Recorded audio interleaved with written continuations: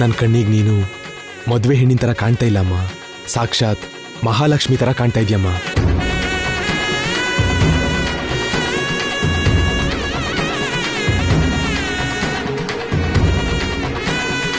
ನೀನು ಶ್ರೀ ಮಹಾಲಕ್ಷ್ಮಿನೇ ಕಣಮ್ಮ. ನಮ್ಮನೆ ಮಹಾಲಕ್ಷ್ಮಿ ಅನ್ನೋದನ್ನ ಮರಿಬೇಡ.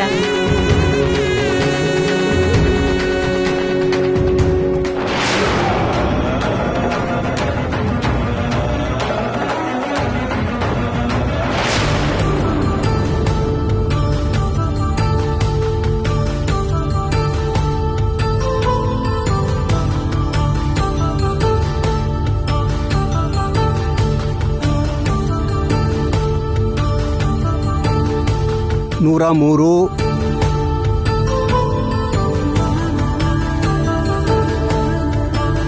108 ತಾವರೆ ಹೂವನ್ನ ತಗೊಂಬರ್ಬೇಕು ಅಂತ ಹೇಳಿದ್ನಲ್ಲಪ್ಪ. 103 ಹೂವೇ ತಂದಿದ್ಯಲ್ಲ, ಯಾಕೆ? ಅದು ಹೇಗಾಯ್ತು?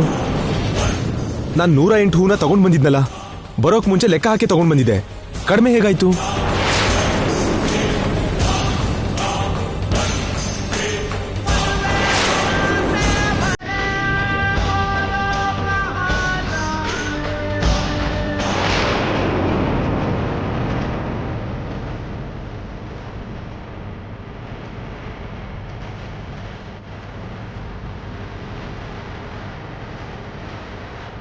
ಇಲ್ಲ ಆದಿತ್ಯ, 103 ತಾವರೆ ಹೂವೇ ಇದೆ.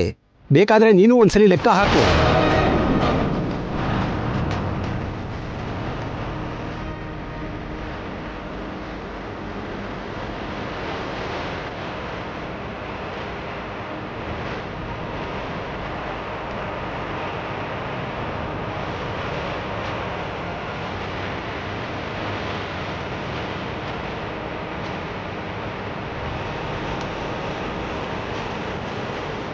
ಇದೇನು 103 ಹೂ ಮಾತ್ರ ಇದೆಯಲ್ಲ, ಮಿಕ್ಕಿದ ಇದೇನಾಯ್ತು?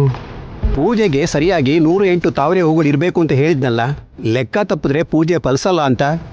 ಆಗೋ ಮದುವೆಗೂ ಕೂಡ ಆತಂಕ ಎದುರಾಗೋ ಅವಕಾಶ ಇದೆ ಅಂತ ಹೇಳಿದ್ನಲ್ಲ.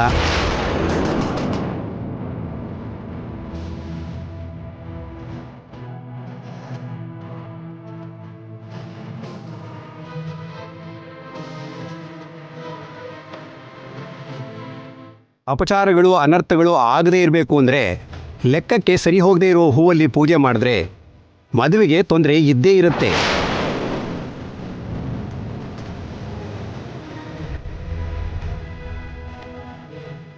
ಪೂಜೆ ಮಾಡೋದು ಸಂಪ್ರದಾಯ ಅಲ್ವಾ ಪುರೋಹಿತ್ರೆ? ನಿಧಾನಮ್ಮ, ಆದರೆ ವಿಧಿ ವಿಧಾನ ಇಲ್ಲದೆ ಪೂಜೆ ಮಾಡಿದ್ರೆ ಫಲಿತಾಂಶ ಇರೋದಿಲ್ಲ.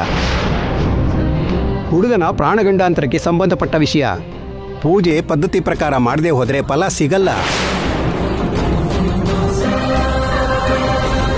ಪುರೋಹಿತ್ರೆ, ಬರೋ ದಾರಿಲೇ ತಾವರೆ ಹೂವಿಂದು ಲೇಕ್ ಇದೆ, ನಾನು ಹೋಗಿ ತಗೊಂಡು ಬರ್ತೀನಿ. ಮದುವೆ ಗಂಡು ಅಂತ ಆದಮೇಲೆ ನೀನು ಹೊರಗಡೆ ಹೋಗೋ ಆಗಿಲ್ಲಪ್ಪ. ಪುರೋಹಿತ್ರೆ, ನೀವು ಪೂಜೆ ಸ್ಟಾರ್ಟ್ ಮಾಡಿ, ಅಷ್ಟರೊಳಗೆ ಹೋಗಿ ನಾನು ತಗೊಂಡು ಬರ್ತೀನಿ. ಪೂಜೆ ಪೂರ್ತಿ ಆದ್ಮೇಲೆ ತಂದ್ರೆ ಏನೂ ಉಪಯೋಗ ಇಲ್ಲಪ್ಪ. ಪುರೋಹಿತ್ರೆ, ಪೂಜೆ ಮುಗಿಯೋದ್ರೊಳಗೆ ನಾನು ತಗೊಂಡು ಬರ್ತೀನಿ, ಸರಿನಾ? ಅಜ್ಜಿ, ಬರ್ತೀನಿ.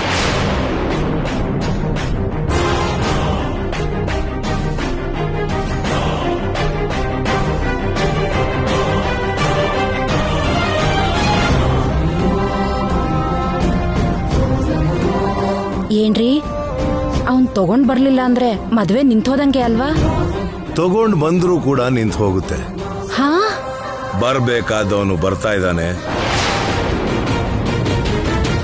ಮಾಡಬೇಕಾದ ಕೆಲಸನ ಅವನು ಮಾಡ್ತಾನೆ.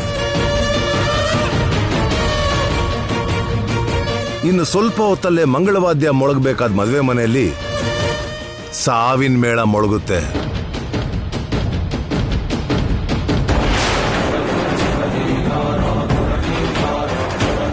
ಮದುವೆ ಮುಹೂರ್ತದ ಸಮಯ ಮೀರೋಗೋದಕ್ಕಿಂತ ಮುಂಚೆ ಪೂಜೆ ಮಾಡಬೇಕು. ಈ ಹೂವನ್ನು ನಿನ್ನ ಕೈಯಾರೆ ನಾಗದೇವತೆಗೆ ಸಮರ್ಪಣೆ ಮಾಡಮ್ಮ.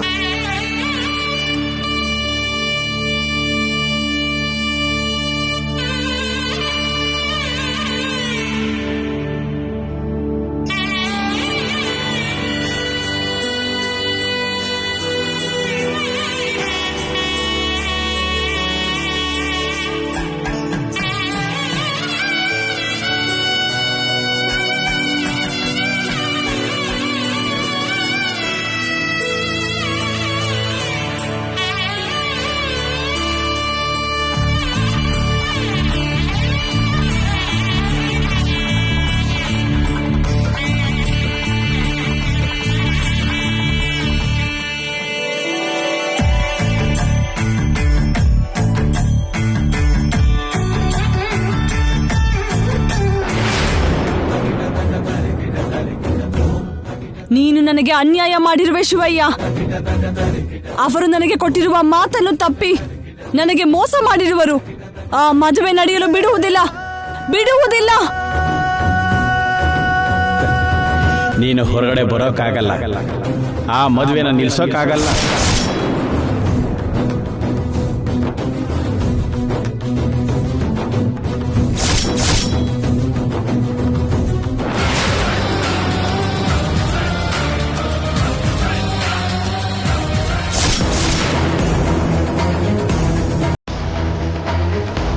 ದುಷ್ಟಶಕ್ತಿಗಳಿಂದ ಅಪಾಯ ಎದುರಾಗ್ತಾ ಇದೆ.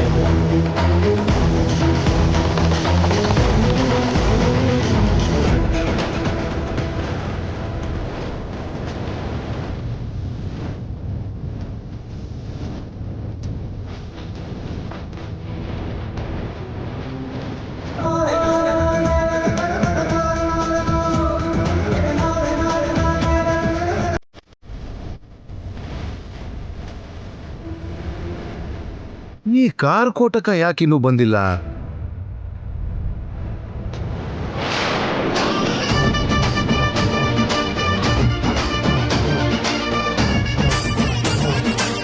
ಓಂ ಅಯಂ ಮುಹೂರ್ತಸ್ಮುಹೂರ್ತೋಸ್ತು ಮುಹೂರ್ತಕಾಲೇ ಸೂರ್ಯಾದೀನಾಂ ನವಾನಾಂ ಗ್ರಹಾಣಾಂ ಅತ್ಯಂತಾನುಕೂಲ್ಯತಾಮನಸಿದ್ಧಿರಸ್ತು. ಓಂ ಹೃದಯಸ್ಥೋ ಜನಾರ್ದನಃ ಆಪದಾಂ ಭರ್ತಾರಂ ದಾತಾರಂ ಸರ್ವಸಂಪದಾಂ ಲೋಕಾಭಿರಾಮಂ ಶ್ರೀರಾಮಂ ಭೂಯೋ ಭೂಯೋ ನಮಾಮ್ಯಹಂ. ಹರಿ ಓಂ. ಸರ್ವಮಂಗಳಮಾಂಗಲ್ಯೇ ಶಿವೆ ಸರ್ವಾರ್ಥಸಾಧಿಕೆ ಶರಣ್ಯೇ ತ್ರ್ಯಂಬಕೆ ದೇವಿ ನಾರಾಯಣಿ ನಮೋಸ್ತುತೇ. ಯಾ ದೇವಿ ಸರ್ವಭೂತೇಷು ಮಾತೃರೂಪೇಣ ಸಂಸ್ಥಿತಾ ನಮಸ್ತಸ್ಯೈ ನಮಸ್ತಸ್ಯೈ ನಮಸ್ತಸ್ಯೈ ನಮೋ ನಮಃ.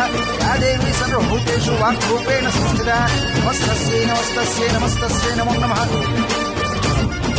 ಏನ್ ಮಾಡ್ತಿದ್ಯಾ ಶಿವಯ್ಯ? ದುಷ್ಟಶಕ್ತಿಗಳು ಯಾವುದು ಈ ಪ್ರಾಂಗಣಕ್ಕೆ ಹೆಜ್ಜೆ ಇಡದ ಹಾಗೆ ಮಂತ್ರೋದಕ ಹಾಕ್ತಾ ಇದ್ದೀನಿ.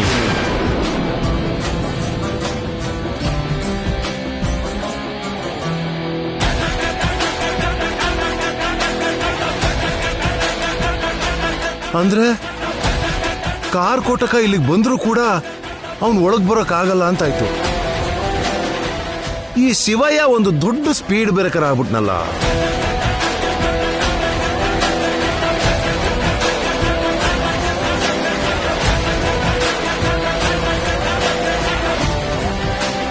ಅಮ್ಮ, ಹೂಗಳು ಮುಗಿತಾ ಬರ್ತಾ ಇದೆ. ಮಿಕ್ಕಿರೋ 4 ಹೂಗಳು ಪೂಜೆ ಆಗೋದ್ರೊಳಗೆ ಮಿಕ್ಕಿದ ತಾವರೆ ಹೂಗಳನ್ನ ತರದೇ ಹೋದ್ರೆ ಪೂಜೆ ಮುಗ್ದೋಗುತ್ತಮ್ಮ.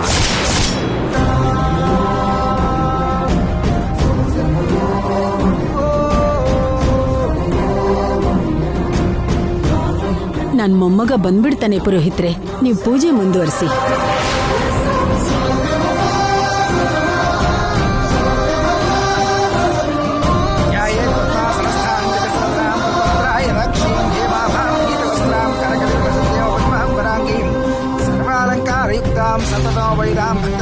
ಭವಾನೀಂ ಶ್ರೀ ವಿದ್ಯಾಂ ಶಾಂತಮೂರ್ತಿಂ ಸಕಲ ಸುರ್ಣತಾಂ ಸರ್ವ ಸಂಪತ್ಪ್ರದಾತ್ರೀ.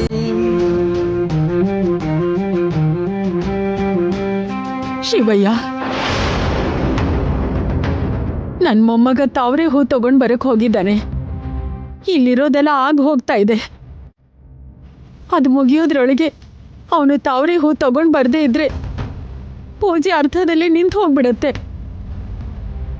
ಪೂಜೆ ನಿಂತು ಹೋದ್ರೆ ತುಂಬಾ ದೊಡ್ಡ ಅನಿಷ್ಟ ನಡೆಯೋ ಸಂದರ್ಭ ಇದೆ. ಏನ್ ಮಾಡ್ಬೇಕು ಅರ್ಥ ಆಗ್ತಾ ಇಲ್ಲ. ಈ ಸಮಸ್ಯೆಯಿಂದ ನೀನೇ ಹೇಗಾದ್ರೂ ಕಾಪಾಡು ಶಿವಯ್ಯ. ತಾವರೆ ಹೂವು ಮುಗ್ದೋಗೋದ್ರೊಳಗೆ ಮಿಕ್ಕಿದ ಹೂಗಳನ್ನ ನಿಮ್ಮ ಮಗ ತಗೊಂಡ್ ಬರ್ತಾನೆ. ಹೋಗಮ್ಮ, ಹೋಗು.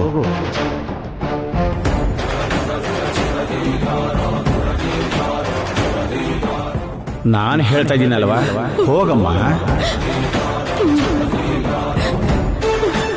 ಓಂ ನಮಃ ಶಿವಾಯ.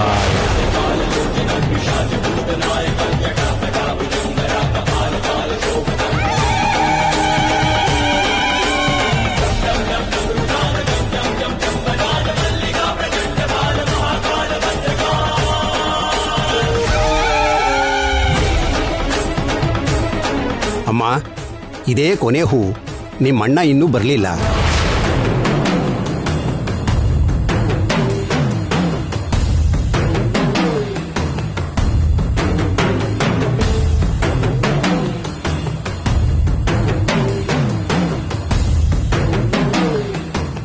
ಆದಿತ್ಯ ಇನ್ನೂ ಬರಲೇ ಇಲ್ಲ. ಪೂಜೆ ನಿಂತಾಗೇನೆ. ಅಮ್ಮ ನಾಗಮ್ಮ, ಮದ್ವೆ ದಿನ ಸರ್ಪ ನನ್ನ ಬೆನ್ನಟ್ಟಿ ಬರೋ ಹಾಗೆ ಕನ್ಸು ಬಿದ್ದಿದೆ. ಅಂದ್ರೆ ಏನೋ ಕೆಟ್ಟದ್ ನಡೆಯುತ್ತೆ ಅಂತ ಭಯ ಪಡ್ತಾ ಇದ್ದೀನಿ. ಈಗ ನಮ್ಮಣ್ಣ ಬರ್ದೇ ಇದ್ರೆ ನನ್ ಭಯ ನಿಜ ಆಗುತ್ತೇನೋ ಅಂತ ನನಗೆ ಭಯ ಆಗ್ತಾ ಇದೆ ತಾಯಿ. ಪೂಜೆ ನಡೀದೇ ಇದ್ರೆ ನೀನ್ ಮಾಂಗಲ್ಯ ತಗೊಂಡ್ ಬಂದ್ರೂ ಪ್ರಯೋಜನ ಇಲ್ಲ ಅಮ್ಮ. ನೀನೇ ನಮ್ಮನ್ ಕಾಪಾಡ್ಬೇಕು ತಾಯಿ.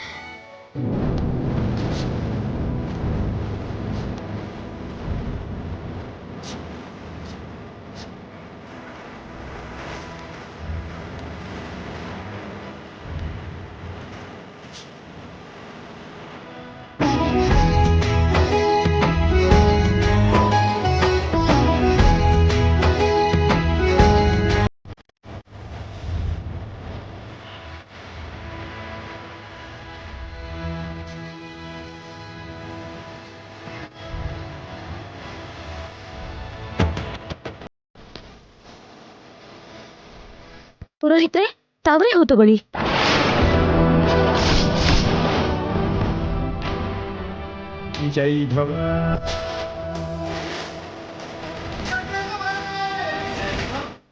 ಅಮ್ಮ, ಯಾರಮ್ಮ ನೀನು? ನಾನ್ ಯಾರು ಅಂತ ಗೊತ್ತಾಗ್ಲಿಲ್ಲ ಅಂದ್ರೆ ನಾನ್ ತಂದ್ಕೊಟ್ಟಿರೋ ಹೂನ ತಗೊಳೋದಿಲ್ವಾ?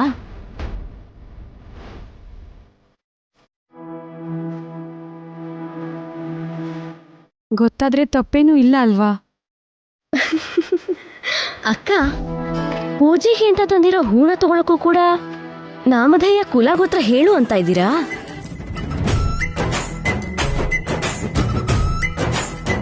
ಇಲ್ಲಿ ನಡೀತಿರೋ ಪೂಜೆಗೆ ತಾವ್ರೆ ಹೂ ಬೇಕು ಅಂತ ನಿಮಗೆ ಯಾರು ಹೇಳಿದ್ದು? ಕೆಲವು ವಿಷಯಗಳನ್ನ ಕೆಲವ್ರು ಹೇಳಿದ್ರೇನೆ ಗೊತ್ತಾಗೋದು.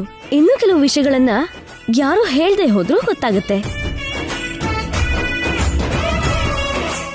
ಆ ತಾವ್ರೆ ಇಲ್ದೇ ಇದ್ದಿದ್ರೆ ಪೂಜೆ ಅರ್ಧಕ್ಕೆ ನಿಂತು ಹೋಗೋ ಪರಿಸ್ಥಿತಿ ಬರ್ತಿತ್ತಮ್ಮ. ಈ ವಿಷಯ ನಿನಗೆ ಗೊತ್ತಿರೋ ತರ ಹೇಗ್ ತಗೊಂಡ್ ಬಂದ್ಯಮ್ಮ? ನಮ್ಮಪ್ಪ ನಿಮ್ ಕೈಲಿ ಕೊಟ್ಟಿ ಕಳ್ಸ್ಕೊಟ್ರಾ? ಹೊರಗಡೆ ಹೋಗ್ತಾ ಇದ್ದು ನನಗೆ ಪುರೋಹಿತರು ಹೇಳ್ತಾ ಇದ್ದ ಮಂತ್ರಗಳು ಕೇಳಿಸ್ತು. ಆ ಮಂತ್ರ ಕೇಳಿದ ತಕ್ಷಣ ಇದು ನಾಗದೋಷ ಪೂಜೆನೆ ಅಂತ ತಿಳ್ಕೊಂಡೆ.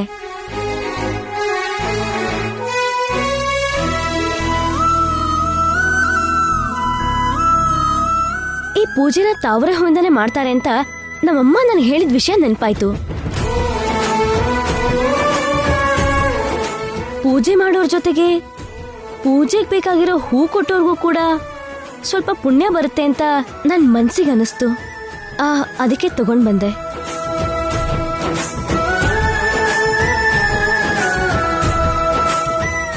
ನೀನ್ ತಂದಿರೋ ಹೂವಿನ ಹಾಗೆ ನಿನ್ ಮನ್ಸು ಕೂಡ ತಾವರೆ ಹೂವಿನ ತರಾನೇ ಅಂತ ನನ್ಗೆ ಅರ್ಥ ಆಯ್ತಮ್ಮ. ತುಂಬಾ ಸಂತೋಷ. ಪುರೋಹಿತ್ರೆ, ಅಮ್ಮ, ತಗೊಳ್ಳಿ. ಆ ಭಗವಂತ ನಿನ್ಗೆ ಒಳ್ಳೇದ್ ಮಾಡ್ಲಮ್ಮ.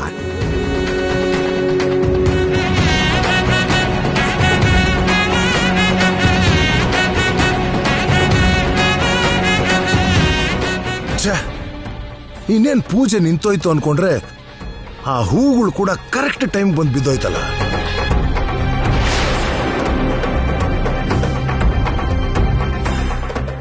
ಅಮ್ಮ, ನಾಗದೋಷ ಪೂಜೆ ಇಲ್ಲಿಗೆ ಸಮಾಪ್ತಿ ಆಯಿತು. ಇನ್ನು ಮದುವೆ ಶಾಸ್ತ್ರನ ಶುರು ಮಾಡಬಹುದು. ಏನಂದ್ರೆ ಪೂಜೆ ಆಗೋಯ್ತು, ಈಗ ಮದುವೆ ಕೂಡ ಆಗೋಗತ್ತೇನೋ ರೀ.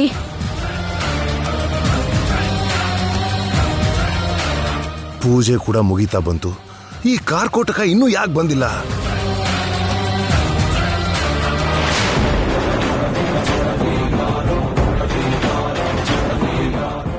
ಭೈರವಿ, ಪೂಜೆ ಮುಗೀತಲ್ವಾ, ಇನ್ನೂ ಯಾಕೆ ಟೆನ್ಷನ್ ಆಗಿದೆಯಾ? ಏನಿಲ್ಲ ಮಾವ. ಅಮ್ಮ ನಾಗಮ್ಮ, ನಿನ್ ದಯೆಯಿಂದ ಪೂಜೆ ಪೂರ್ತಿ ಆಯ್ತು. ಈಗ ನೀನ್ ಮಾಂಗಲ್ಯ ತರದೇ ಇದ್ರೆ ಮದ್ವೆ ನಿಂತು ಹೋಗುತ್ತಮ್ಮ.